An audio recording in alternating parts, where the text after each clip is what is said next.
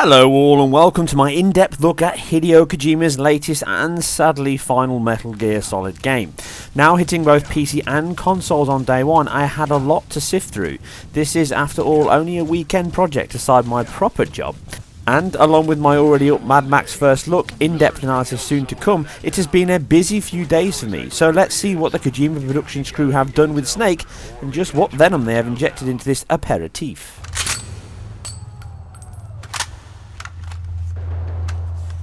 If you wish to learn more about the game, visual style and the Fox engine, sumptuous light and model and performance quality, check out my first contact on the Xbox One version from last week, which covers more on the engine and its physically based shading model.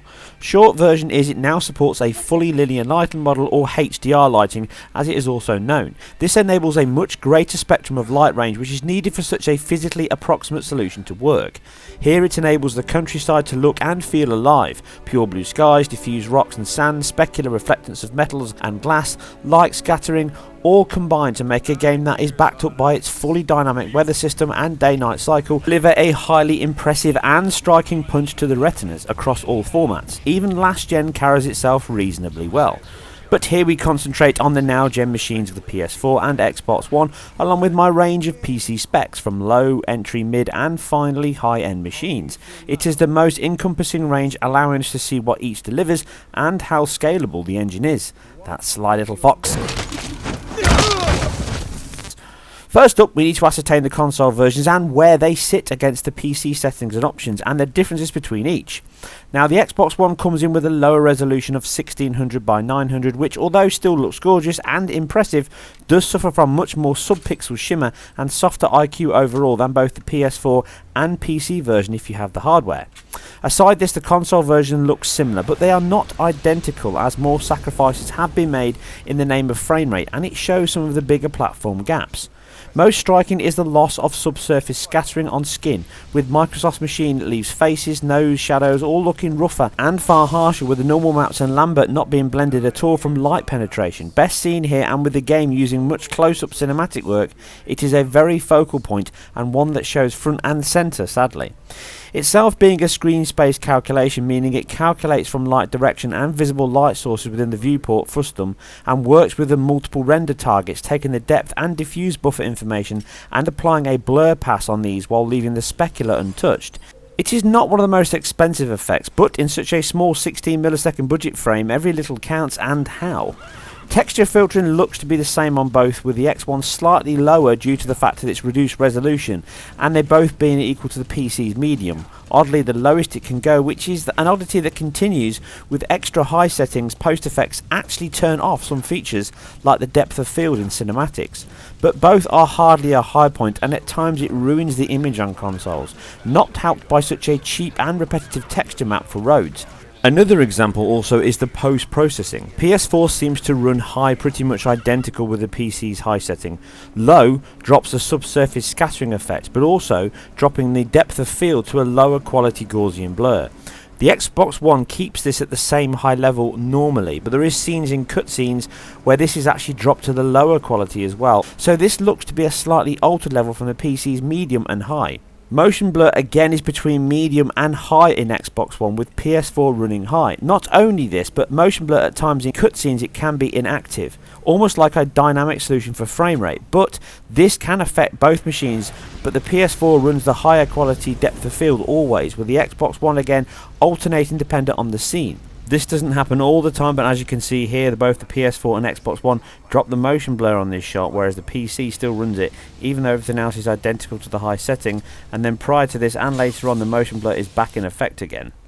In gameplay, the PS4 definitely runs motion blur at high like it does the post-processing effects, as does the Xbox One, but the motion blur resolve on the Xbox One does seem a little bit lower, and that could be down to the resolution decrease, but certainly post-processing of the artifacting for alpha edges in the background, as you see here with the horse rears up, are much lower quality in the Xbox One just in this scene, and this is the quasi-solution that I think dynamically changes based on how stressful the scene is for the frame rate to keep it going.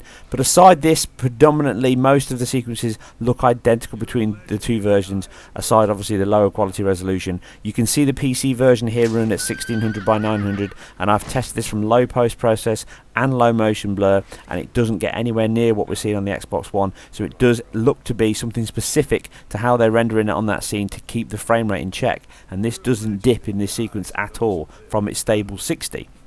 The list is completed again by its very own shadow and AO pass, most notable in the cutscenes, as here with the low resolution banding being completely different to the medium solution on PC and PS4, but much of this comes from the light scatter pass that can affect all objects on screen, but other scenes have similar lower quality or missing shadows.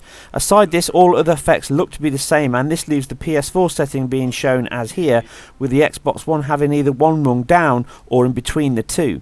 Aside the textures, which are on the very high settings on console, as you would expect, as the game does not use more than around 1.8 gig of VRAM pretty much all the time from my tests, but it does use CPU core allocation quite well. On my 8350 we're seeing around 6 cores usage during gameplay, which is good, especially for an AMD driver GPU. And obviously volumetric clouds are not on the console versions, they are missing. This adds obviously an additional volumetric cloud, as per its name, over and above the skybox texture map in the air. It doesn't really make much difference, you can barely tell it's there. There's no shadows being cast, at least from the test that I've done so far, to find any shadows being cast through them. But it does affect the frame rate on PC by about 5 to 10 frames per second, so unless you've got a high-end machine, it's best to turn this off. Just like the high lighting model, high setting on lighting is the same as on the consoles, but if you set this to extra high, it does take a huge hit of around 10 to 15 frames per second on your machine. So again, you have to have a decent GPU to run that. It's not just a CPU hit. And then we're on to the LOD levels, or model detail, which is the same as Ground Zeroes, is slightly less than low, but not of any real degree. But again, this is a tight budget, and every CPU cycle counts to hit that 60 FPS consistently, and it should be applauded. With its LOD being much less noticeable than Ground Zeroes, keeping the draws in check is an obvious PC advantage and console disadvantage. But be careful, if you set this above medium and go into high or extra high, it does take a massive hit on the frame rate, and again is only really suited for more powerful machines.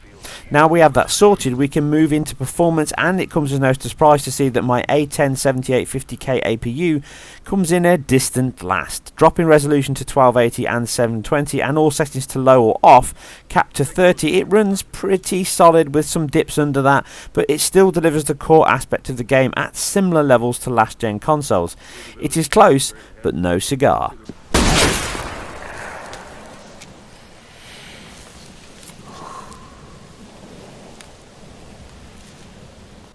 Next up is my A10 quad-core CPU, but now paired with an entry-level £100 GPU in NVIDIA 750 Ti. My MSI model is a decent gaming card and can deliver most modern games at 1080, and it does very well here, but tasked with running at the same settings and performance as the PS4, it falls short, and in some areas by a large way. For example, in some of the heavier cutscenes, what the PS4 runs at a lock 60, and of course the Xbox One at the lower resolution, it dips to lows of 52.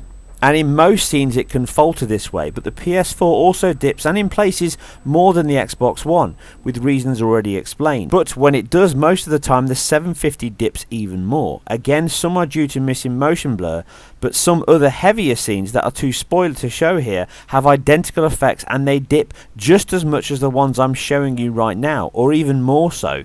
But it is in gameplay where the biggest gaps arise. Simply riding on horseback, it hovers around the low 50s, and firefights can get worse. Also, sandstorms can cause all three to dip a little, but far more prolonged on the 750 machine, bringing it behind the rest. Dropping some of the settings all to 1600 by 900 does solve this though, and obviously you can bump up the texture filtering far higher than the consoles, and it doesn't really make much of an impact at all. My 8350 and 7870 mid-range machine comes in with a better showing, not unsurprising due to its superior bandwidth and computation than the 750. Cutscenes run around or better or slightly worse than PS4, and in gameplay it can dip a little bit more. In much heavier throughput scenes though, it does perform better, and due to its uncontested memory allocation like the 750 Ti, you can increase texture filtering over consoles, which does help image clarity. Far more impactful in play than the LOD bub, which can affect performance by a good margin. Like I say, the 750 can lose nearly 25 to 30% of its frame rate from going from low to very high LOD. In the end, both machines draw even close with performance, but the bump up of texture filtering and LOD levels means that the AMD machine pips the PS4 for second place, and it leaves the PS4 sitting third, leaving the unsurprising winner as my i5 4690K and GTX 970 machine.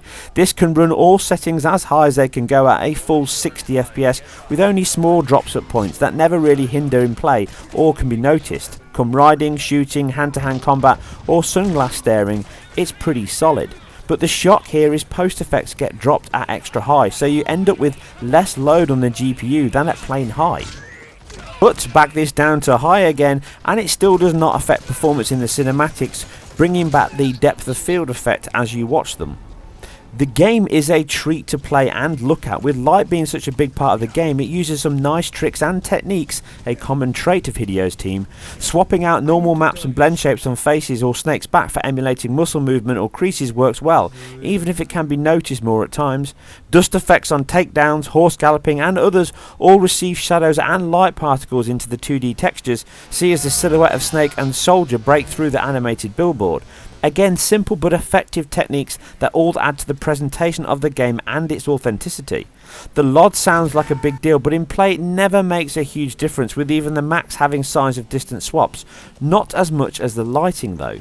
You can see where baked texture light is left on scenery and the dynamic light source is drawn in on consoles at a very short distance. And some lights have no dynamic element at all, and this is true even of the highest settings on PC. Again, the high setting of light is the same as the console, and nothing really changes until you go to extra high, which is a big leap between the two, with a much further range of lights being seen from distant objects and obviously the fading in and out gone. But bumping light LOD up on PC enables us to draw out much further, like I say, and overlooking a camp at night can show off more light sources, which you can see here, which is a nice addition, and walking around Mother Base you lose the jarring fading. Other nice features are the soft dispersion of shadows as you walk under a spotlight. It fades in and elongates and then fades out as it disperses away from the source. This works well on all versions equally. The game also uses sound and processing just as effectively. Details like the whooshing of wind past your ears as you run or ride,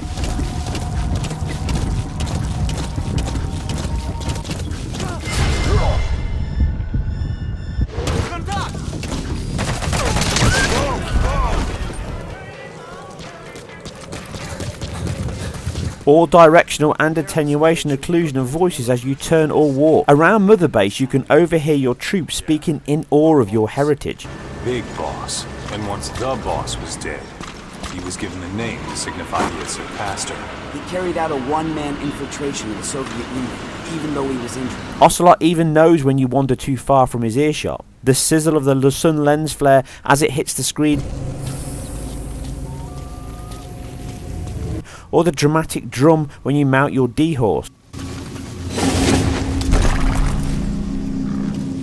To its evocative score, complete with Escape from New York style keyboard tunes, it would not be a Metal Gear game without them.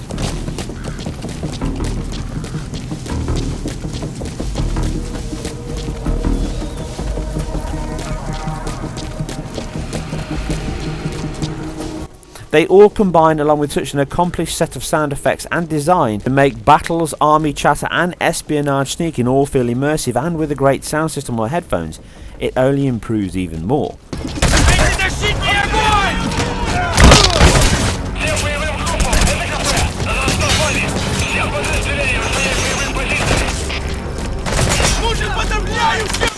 In the end, the meat of the game, from its visual impact, asset quality, animation, sound, it's all delivered and pretty much the same on all three platforms, so long as you have the hardware. The higher end PC release is the most refined version, with the PS4 a rung or two down and the Xbox One just missing a few errors that may or may not be noticed by some. But they all share the key ingredients, which is that visual display, the animation system and that near unwavering 60 FPS presentation that makes it so enjoyable.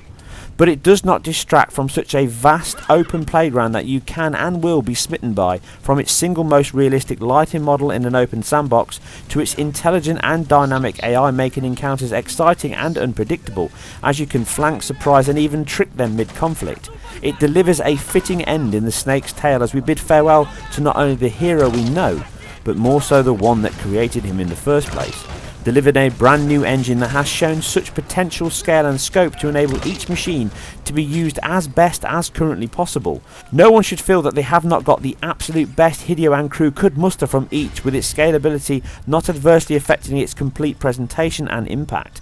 Certainly one of the finest games this generation on one of the finest engines that I can only hope is not also let out to pasture with the series. As always, I hope you guys and girls enjoyed this. If so, then please hit that like and subscribe button. It really helps me immensely, and it'll allow you to get first contact with my new material as I put it up in your feed. Please leave your thoughts and feedback below. I'd love to hear what you guys think of this game. I apologise for the lateness of this and some of my other work. I have had a bit of a week of it, and I wanted to make sure that I do proper material rather than just rush something up and make mistakes or miss out some of the key features of a game like this. When it's an open game, it's pretty hard to get like for like comparisons like you're seeing through this video. It's pretty difficult with a game like this. Anyway, you guys and girls take care, and I'll see you very soon on the next one.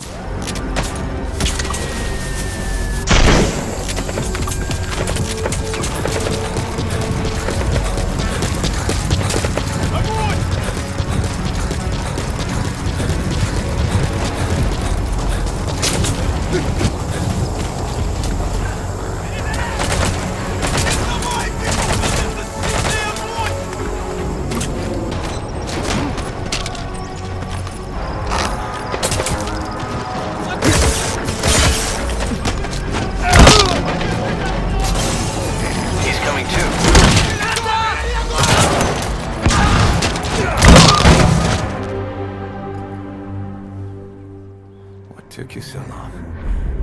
We'll talk, but not here.